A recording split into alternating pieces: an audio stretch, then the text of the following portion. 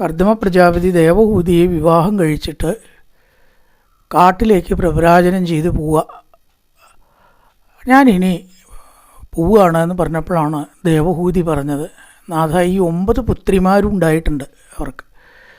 ഇവരെയൊക്കെ വിവാഹം കഴിച്ചു കൊടുക്കാൻ എനിക്കൊരു ആൺതുണ വേണ്ടേ? അവിടെ അങ്ങ് പൊക്കോളൂ, കാരണം ഞാൻ പറഞ്ഞിട്ടുണ്ട് പോകുന്നതിന് സമ്മതമാണ് എന്ന് പറഞ്ഞിട്ടാണ് വിവാഹം കഴിച്ചത്. എപ്പോഴും ഈ ലോകത്തിൽ കൃതാർത്ഥമായിട്ടിരിക്കാൻ എനിക്ക് കഴിയില്ല എന്ന് പറഞ്ഞിട്ടുണ്ട്. അപ്പോൾ ആ വാക്ക് പാലിക്കും വേണം, അതിന് വിരോധമില്ല. പക്ഷേ ഒരു കാര്യം, ഇവരെയൊക്കെ വിവാഹം കഴിച്ചു കൊടുക്കാൻ ഒരു ആൺതുണ എനിക്ക് വേണമല്ലോ.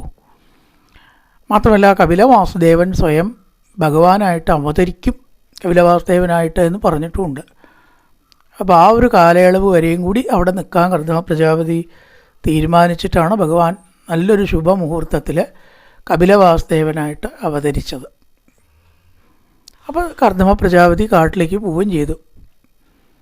അമ്മയെ ഏൽപ്പിക്കേണ്ട ആളെ ഏൽപ്പിച്ചു. നല്ല പുത്രനാണ്, പ്രാപ്തിയുള്ള ഭഗവാനും മീതെ ഇനി ഏതൊരാളാണ് ഉണ്ടാവുക.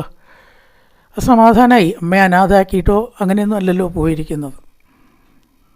ഈ സമയത്താണ് ഈ പ്രപഞ്ചത്തിൽ എല്ലാവർക്കും വേണ്ടിയിട്ടൊരു ഉപദേശ സംഹിത, ഒരു ചോദിക്കുന്ന ആൾക്ക് വേണ്ടി മാത്രമല്ല, ഉദ്ധവോപദേശമായാലും വേണ്ടി ഗീതോപദേശമായാലും ഒക്കെ ഈ ലോകത്തിന് വേണ്ടിയിട്ടാണ്. അപ്പോൾ ദേവഹൂതി ചോദിക്കുന്നതിനനുസരിച്ചിട്ടൊരു മറുപടി വലിയൊരു ഉപദേശമായിട്ട് ഭഗവാൻ പറയുകയാണ്. കപിലോപദേശം ശ്രീമദ് ഭാഗവതത്തിൽ വളരെ പ്രധാനപ്പെട്ട ഒന്നാണ്.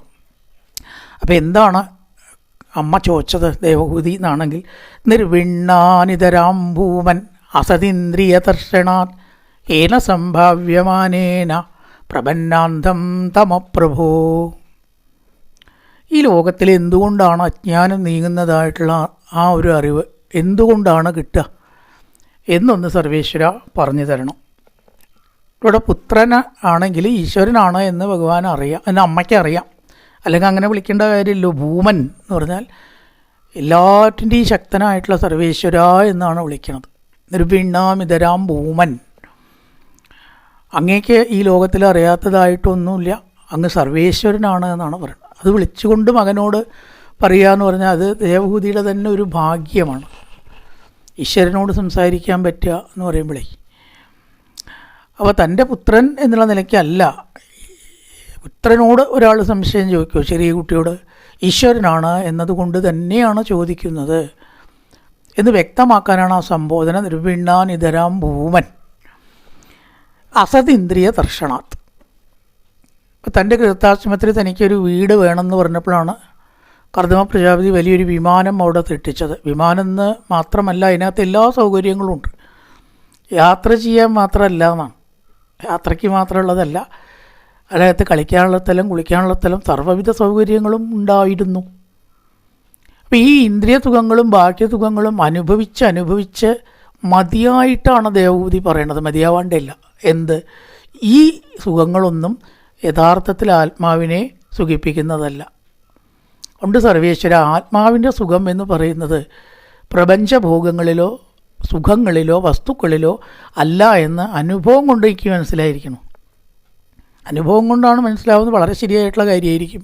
ഒരാൾ പറഞ്ഞത് കേട്ടിട്ടോ ഊഹിച്ചിട്ടോ വായിച്ചിട്ടോ അല്ല, അനുഭവം കൊണ്ട് മനസ്സിലായി. ധാരാളം സുഖസൗകര്യങ്ങളുള്ള ഒരു റൂമിൽ നമ്മളൊരാളെ അടച്ചിട്ടു, അവിടെ നിന്ന് അനങ്ങാൻ പാടില്ല എന്ന് പറഞ്ഞാൽ സുഖം ഉണ്ടാവും. എത്ര മണിക്കൂർ നമ്മളവിടെ നിൽക്കും? ഇത്ര സൗകര്യം കുറഞ്ഞാലും വേണ്ടിയിട്ടൊന്ന് പുറത്തേക്ക് ഇറങ്ങി നടക്കുക ഭേദം നമ്മൾ പറയില്ലേ. അപ്പോൾ സ്വാതന്ത്ര്യത്തിലാണ് സുഖം എന്ന് അപ്പോൾ നമുക്ക് തോന്നും, സൗകര്യങ്ങളിലല്ല. ഈ സ്വാതന്ത്ര്യം കിട്ടി, രോഗമാണെങ്കിലോ സ്വാതന്ത്ര്യമുണ്ട്, രോഗമുണ്ട്. അപ്പോൾ സുഖം എന്ന് പറയുന്നത് നമ്മൾ ഈ പറയുന്ന കാര്യത്തിലൊന്നും അല്ല ശരിക്കും നോക്കുകയാണെങ്കിൽ.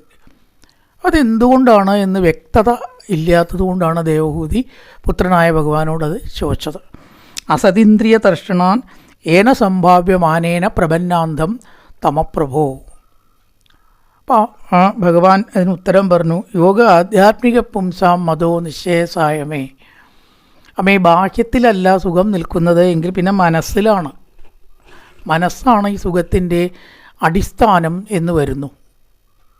അപ്പോൾ ആ മനസ്സിനെ നമ്മൾ നിയന്ത്രിക്കുക, സുഖത്തിൻ്റെ ആസ്പദമാക്കിയിട്ട് മനസ്സിനെ മാറ്റുക എന്നതാണ് നമുക്ക് ആത്യന്തികമായിട്ടുള്ള സുഖം കിട്ടാനുള്ള ഏക മാർഗം.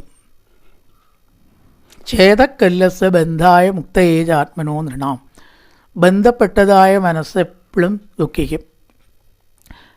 അതാണെച്ചാലോ ഈ മനസ്സ് ഏതിനെങ്കിലൂടെ ഒട്ടിയിട്ട് എപ്പോഴും നിൽക്കുകയുള്ളൂ. ഒന്നിനോടും ബന്ധമില്ലാണ്ട് നിൽക്കാൻ കഴിയില്ല. ഒന്നും ചെയ്യണില്ല എന്ന് പറഞ്ഞാൽ ഉറക്കം വരും. അപ്പോൾ തമോ ഗുണത്തിനോട് ബന്ധമായി. തമോ ഗുണോ രജോ ഗുണോ സത്വഗുണോ ഇല്ലാതെ ഈ മനസ്സിന് അങ്ങനെ സ്വതന്ത്രമായിട്ട് നിൽക്കാൻ പറ്റില്ല. ഈ വെള്ളം പാത്രത്തിലേ നിൽക്കുള്ളൂ, വെറുതെ നിൽക്കുമോ എന്ന പോലെ എത്രയും മനസ്സ് ഏതെങ്കിലും ഒന്നിനോട് ചേർന്നിട്ടേ നിൽക്കുള്ളൂ എന്നാണ്. അപ്പം അതുകൊണ്ട് അമ്മേ ആ മനസ്സ് എപ്പോഴും എന്ത് ചെയ്യുക, എന്നിൽ നിർത്തുക, ഈശ്വരനായിട്ടുള്ള എന്നിൽ നിർത്തുക. അപ്പോൾ ഗുണങ്ങളോ സാത്വികോ രാജസെന്നൊക്കെ മാറി മനസ്സെപ്പോഴും ഈ ഗുണങ്ങളിൽ നിന്നും പ്രപഞ്ചത്തിൽ നിന്നും വേറെ ആയിട്ടുള്ളൊരു വസ്തുവിനെ ആശ്രയിച്ച് നിൽക്കും.